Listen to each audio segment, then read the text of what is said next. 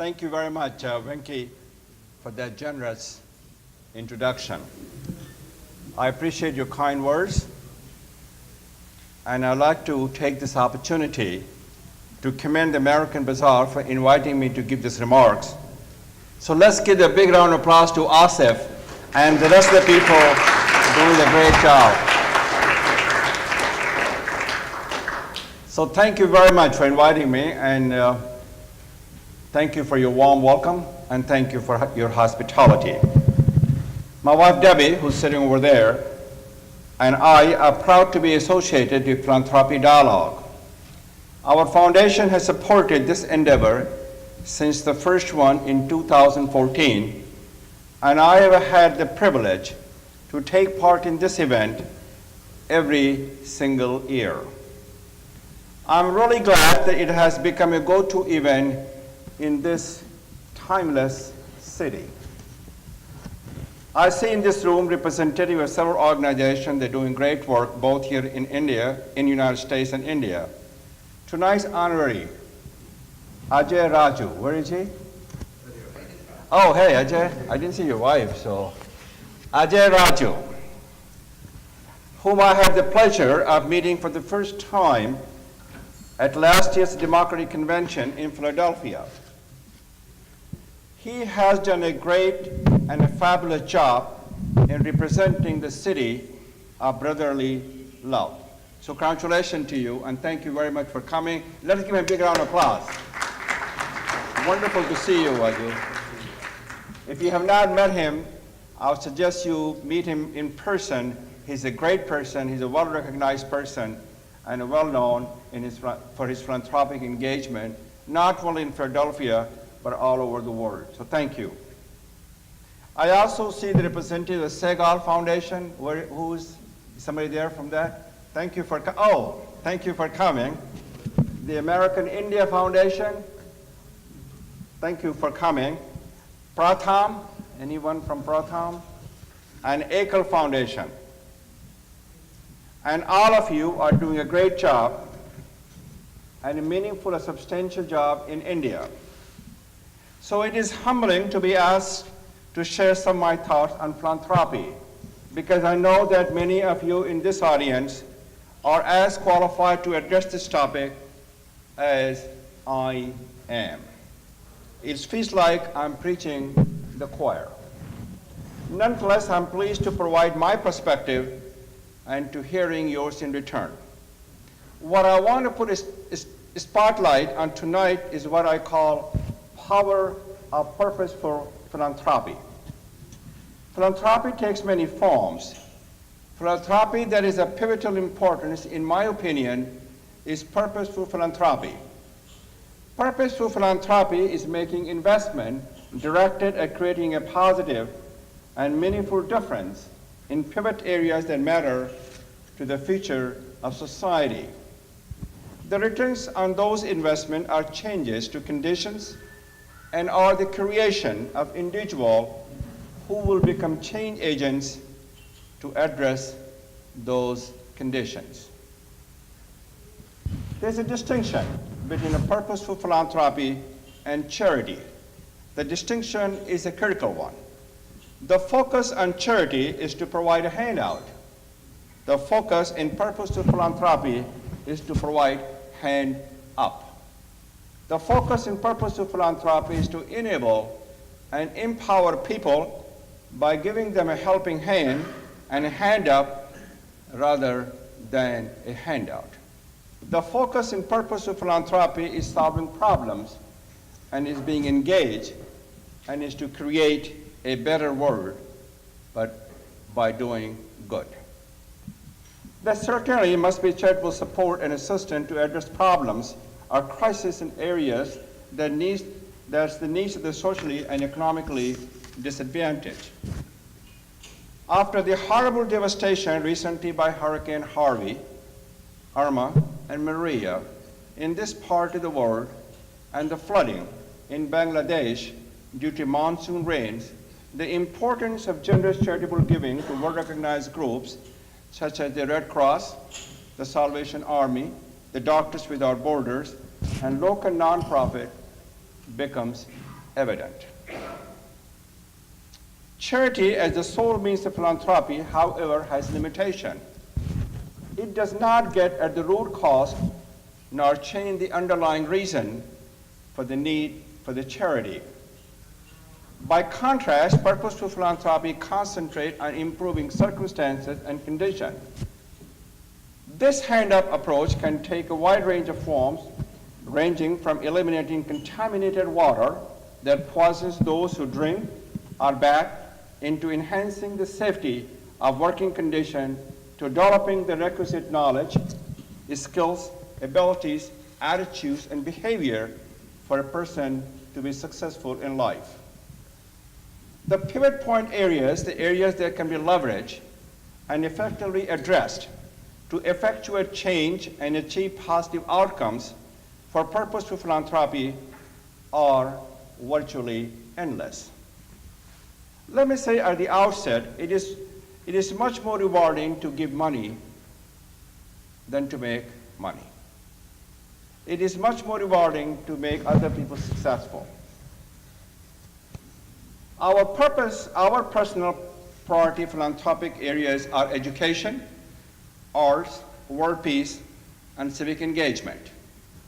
We have chosen those areas because they're important to us, because we know that improvement in them can make a substantial difference. Let me give you the short reason.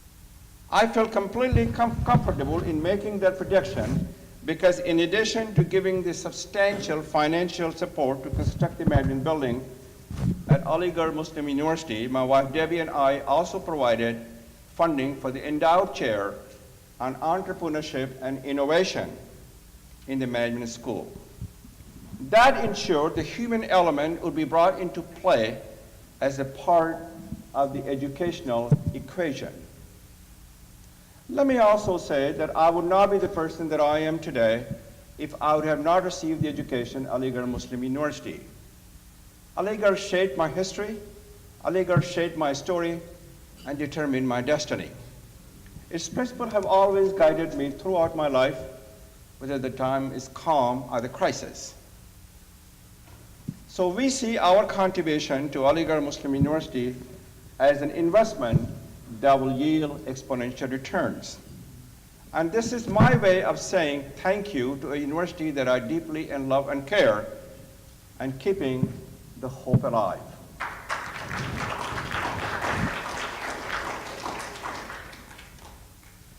President Kennedy once said, "Art nourishes the roots of our culture." As you all know, art plays a pivotal role in connecting, engaging, and inspiring community. Art transcends all boundaries. Art represents the very best of our humanity. I agree with President Kennedy's perspective, and that is why I agreed to serve on the board of the Kennedy Center for the Performing Art and to invest in its progress and its programs to expose youth to the arts. We are living in an increasingly dangerous world and times. World peace is essential for the future of this planet. There's a much deadly conflict now and threats of it around the globe which must be controlled. Recognizing that, I support the U.S. Institute for Peace and the Woodrow Wilson Center, both of which bring scholars and practitioners to develop programs, try to find peaceful means for conflict resolution. India and the United States of America are the world's two largest democracies. The democracy and the diversity are the values of America and the United States, as well as India, that binds us together. Civic engagement is essential to keep those democracies vibrant and vital. The free press is one of the defining qualities of a democracy and a means for promoting civic engagement. The free press is the cornerstone of a democracy. The United States and India remain a vibrant democracy in large part because of freedom of press. The overriding responsibility of journalists is to ask the questions and also to separate the facts from the fiction. And in a free society, the free press matters, and it does matter. So my wife Debbie and I recently supported an airfreight-friendly press partnership scholarship to bring experienced journalists from India here to work at a newspaper and study at the University of Missouri School of Journalism.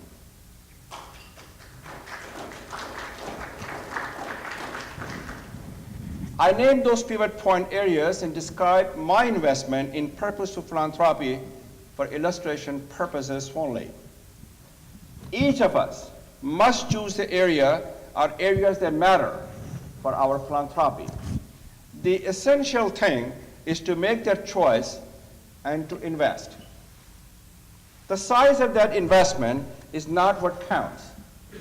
This act of investment is just not philanthropy, but also in non-financial aspect, such as giving time, talent, and ideas, and being a volunteer. Donating money is just a small part of philanthropy. I know that many of you have already made that choice and invested generously. I thank you for that. In closing, I would be remiss if I did not identify one final approach to charity, that is hands off. The hands off approach is really a self-ego masquerading as a philanthropic contribution. This approach is driven by what I call an edifice complex, the desire to get one's name on a building, such as a temple or a mosque or a church, with a little concern for what is being done there to improve the lot of the community or the citizens in which it resides. We need and deserve better than that.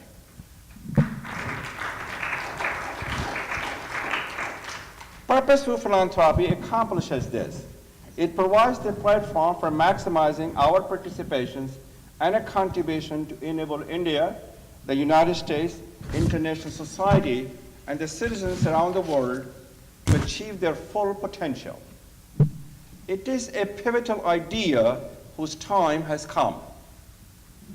So thank you for listening to me to speak on this topic, which is of such special significance to each of us and of such critical importance to all those who benefit from our philanthropy. Let me conclude my remarks by saying that all of us have a responsibility to give our heart, our hope, our help to all those who are less fortunate, who are underprivileged, who are poor, who are socially and economically disadvantaged. It is our responsibility to make them successful. If they succeed, we succeed, India succeeds, America succeeds, and the world succeeds.